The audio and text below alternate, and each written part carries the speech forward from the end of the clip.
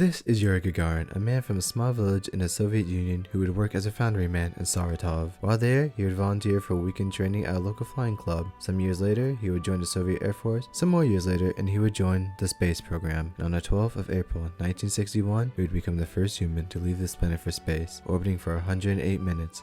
In the last century, humans went from being able to barely take their feet off the ground to walking on the fucking moon. Things thought impossible by our ancestors, we experience every day. We live at the most advanced point in history of our entire species, forged through the perseverance of generations.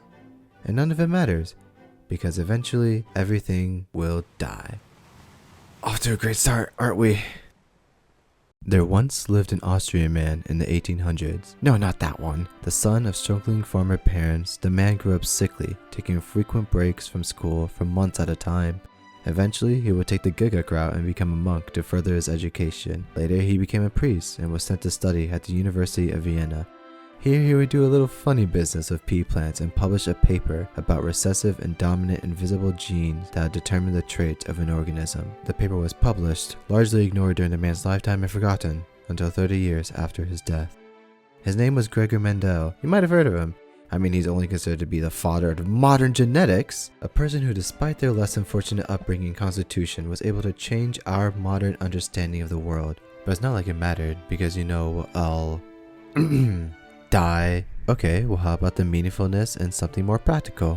Penicillin. Before the creation of penicillin, medicinal practices were a lot more brutal for infections.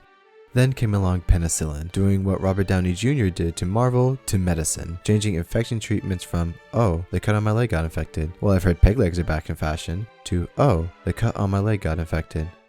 I hope my insurance covers it, ushering in a new era of medicine and saving millions of lives that will all, eventually die. Okay then, how about Voyager 1? A spacecraft launched in 1977 with its twin Voyager 2, green naming since NASA, to explore and collect the data on our solar system in space. On August 25th, 2012, Voyager 1 crossed the threshold of our solar system and entered into interstellar space. As of today, it is the farthest human-made object from Earth, and if shit hits the fan, it may be the only thing left to remember us by when we're gone. But even that too will eventually end. Somewhere between 2025 and 2030, it will stop sending scientific data, and in 2036, it will lose all power completely, traveling through the dark, alone, and inoperable.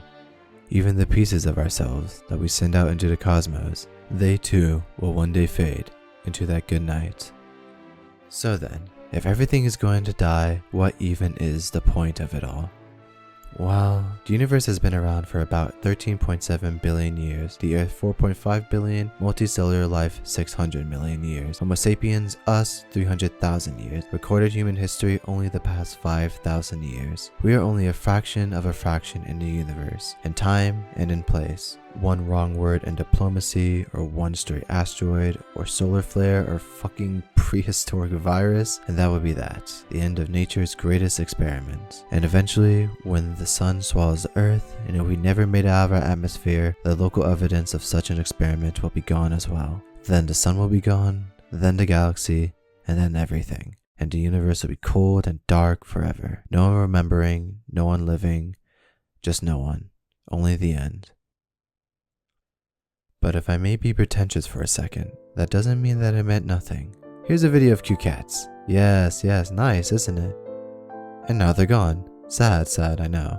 But now that they're gone, do you think that brief moment of bliss, or disgust if you're a heathen, holds nothing of value?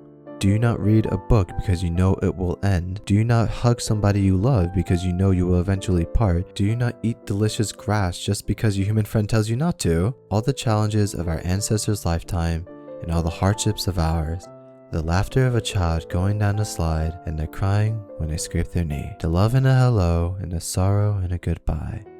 This is meaningful. We don't know if there is life out there besides us. Earth may be the only piece of life there is and never will be. But if nothing matters because eventually everything will end, then even that doesn't matter. You are a collection of miracles upon miracles, a statistical improbability, a beautiful unlikelihood. We may be but a punchline in the joke of the universe. We may only be a brief sentence in the book of existence. We may not even be a punctuation mark. But how lucky we are to experience everything as it is now. The nihilist pointing out the futility of it all isn't a genius. They're just a party pooper. It is far more impressive to know the futility and to live your life despite it. I know not what the path will be like, nor when or how it will end. I don't know if walking the path will help or if it'll even be worth it. But please, walk this path with me. The sights are amazing. The universe may not care that we were here, but we were, and that is enough.